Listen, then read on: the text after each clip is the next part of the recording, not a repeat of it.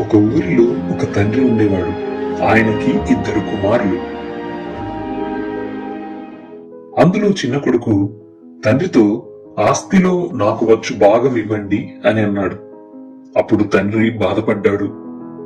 అయినా తన కొడుక్కి డబ్బు ఇచ్చాడు. ఆ చిన్న కొడుకు తన సామాన్లు కట్టుకుని దూరమైన దేశానికి వెళ్లిపోయాడు. ఆ కొత్త దేశంలో అతను డబ్బంతా ఖర్చు చేసి సంతోషంగా పార్టీలు చేసుకుంటూ ఉండేవాడు.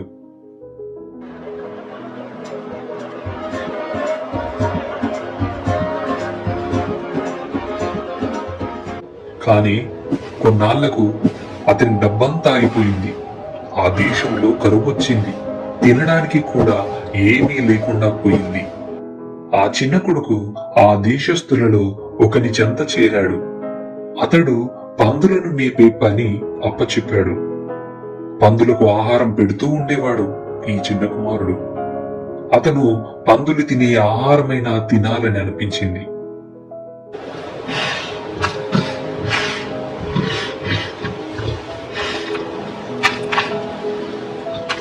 కాని ఎవరు కూడా అతనికి తినడానికి ఏమీ ఇవ్వలేదు. ఒకరోజు అతనికి అర్థమైంది, మా తండ్రి ఇంట్లో పని వాళ్ళకి బోలెడంతా మంచి ఆహారం ఉన్నది. నేను పెద్ద తప్పు చేశాను. నేను నాన్నని వదిలిపెట్టి వచ్చేశాను.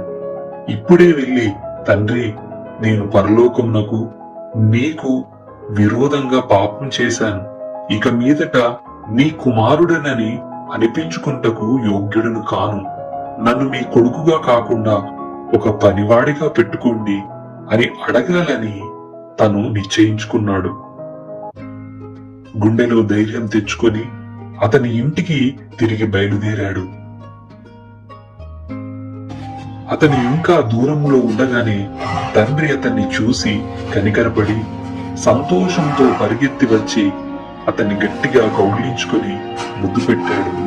ఆ కుమారుడు, తండ్రి, నేను పరలోకమునకు విరోధంగాను నీదుట పాపం చేశాను. ఇక మీదట నీ కుమారుడనని అనిపించుకుంటకు యోగ్యుడను కాను అని అన్నాడు. అయితే తండ్రి తన దాసులను చూచి, నూతన వస్త్రములు తీసుకుని వచ్చి నా కొడుకుకి తొడిగించండి, చేతికి ఉంగరం పెట్టండి, కాళ్ళకి చెప్పులు వేయండి, క్రొవ్విన దూడను వధించండి, మనం విందు చేసుకుందాం. ఎందుకంటే నా కొడుకు చనిపోయి మరలా బ్రతికెను, తప్పిపోయి దొరికెనని చెప్పెను. అంతట వారు సంతోషపడసాగిరి. కాని పెద్ద కొడుకు పొలం నుండి వచ్చి జరిగినదంతా తెలుసుకుని కోపంగా ఇలా అన్నాడు, నాన్నా, నేను ఎప్పుడు ఇల్లు వదిలిపెట్టలేదు. మీకోసం పనిచేశాను. కాని మీరు నాకు ఒక పొటేలైనా ఇవ్వలేదు. నాకు పండగ కూడా చేయలేదని అన్నాడు.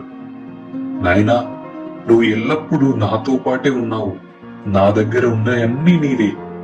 మనము సంతోషపడి ఆనందించుట మంచిదే. ఎందుకంటే నీ తమ్ముడు చనిపోయాడు అనుకున్నాం, ఇప్పుడు తిరిగి వచ్చాడు అని అన్నాడు. తండ్రి ప్రేమ వల్ల క్షమాపణ, ఆనందం వచ్చింది. తప్పిపోయి తిరిగి వచ్చినటువంటి ఈ కుమారుని యొక్క ఉపమానం మనకి ఏం చెబుతుంది? మన తండ్రి అయిన దేవుని నుండి ఎంత దూరంగా వెళ్ళినా మనం చేసిన తప్పులను క్షమించమని దేవుణ్ణి వేడుకుంటే తప్పకుండా దేవుడు మనల్ని క్షమిస్తాడు. ఆయన మనలను ప్రేమతో కౌగిలించుకుని తండ్రిలా దగ్గరికి చేర్చుకుని కాపాడుతాడు. కాబట్టి గుర్తుంచుకోండి, మనం ఎప్పటికీ దేవునికి దూరమైన వారము కాము. దేవుడు ఎల్లప్పుడూ మన కోసం ఎదురు చూస్తూ ఉంటాడు.